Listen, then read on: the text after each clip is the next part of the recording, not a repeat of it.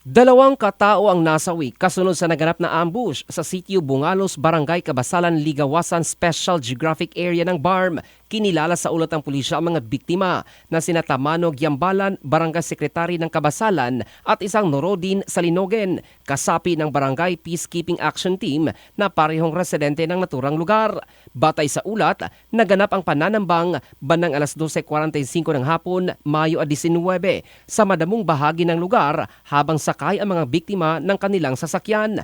Agad umanong pinaulanan ng bala ang mga ito nang hindi pa nakikilalang salarin na nagresulta sa agarang pagkamatay ng dalawa sa pinangyarihan ng insidente. Batay naman sa investigasyon, hindi na nagawa pang maisugod sa paggamutan ang mga biktima dahil sa tindi ng mga tama ng bala sa iba't ibang bahagi ng kanilang katawan. Kasama rin sa biyahe ang barangay kapitan ng Kabasalan na nasa hiwalay na sasakyan at nakaligtas sa pamamaril. Matapos ang krimen, mabilis na tumakas ang mga sospek patungo sa hindi pa matukoy na direksyon. Patuloy ngayon ang investigasyon ng mga otoridad upang alamin ang motibo sa likod ng pag-atake at kung ito ba ay may kaugnayan sa politika, rido o sa kanilang tungkulin sa naturang barangay.